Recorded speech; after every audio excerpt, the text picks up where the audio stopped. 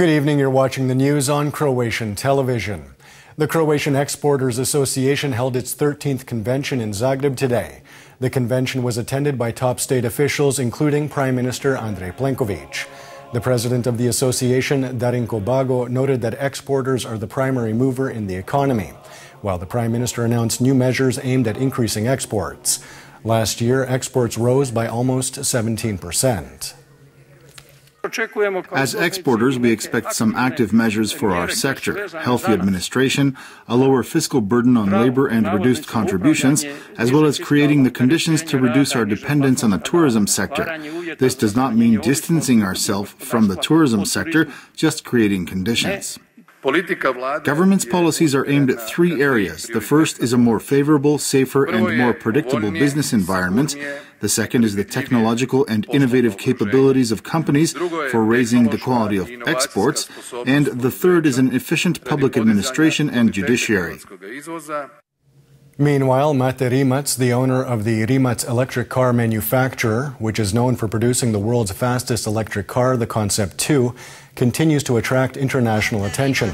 The Ernst & Young professional services company have named Rimac the Entrepreneur for the Year for Croatia.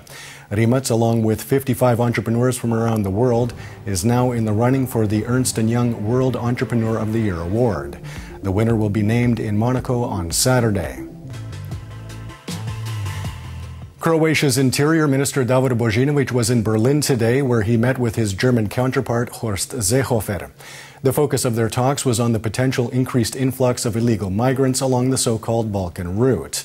They also discussed protecting the EU's external borders, with Minister Božinović emphasizing that Croatia's speedy entry into the Schengen border area is important for Croatia and the EU as a whole.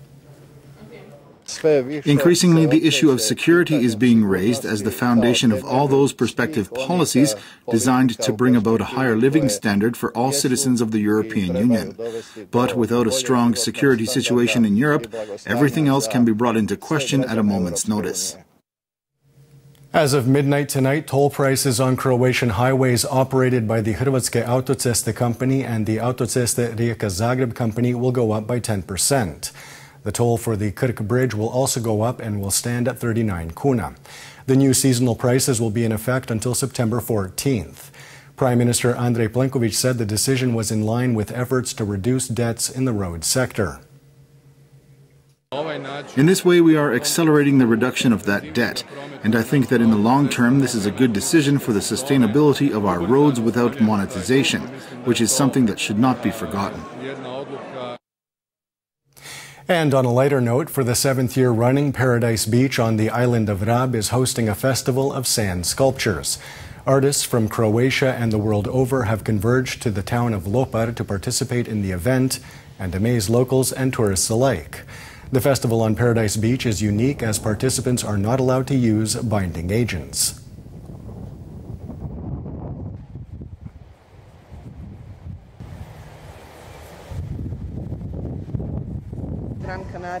They have similar festivals on Gran Canaria and in Norway. However, that sand is mixed with clay, making the material easier to sculpt with.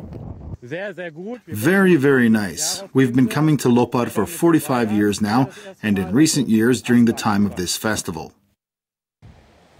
And taking a quick look at sports, Croatia begins its World Cup campaign in Kaliningrad against Nigeria tomorrow night. Opening kickoff is at 9 p.m. local time. In the first games, there really aren't any favorites. In my opinion, this will be an evenly matched game, and that's how we will approach the game. The fact that others have declared us the favorites does not concern us. We are maximally focused on playing the kind of game the coach expects of us. We have our style of play, and we have to stick to our style of play, which is ball possession, technically sublime football, and defensive football. What is definite is that we will not abandon that style of play, but we will adjust to Nigeria's play, especially their offense.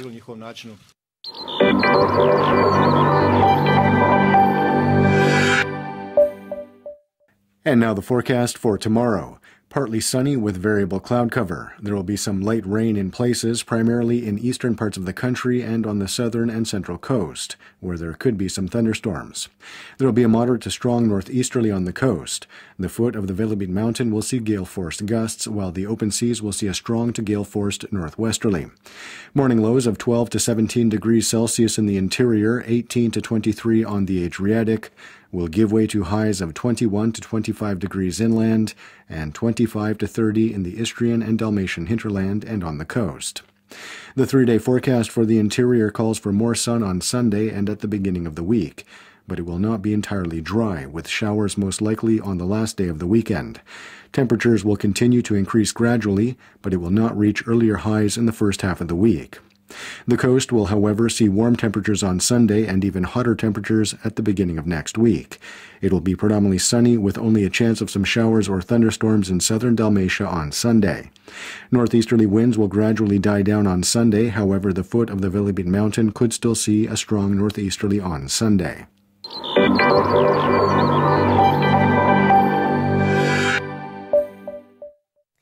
And that wraps up the news. Be sure to join us again tomorrow night.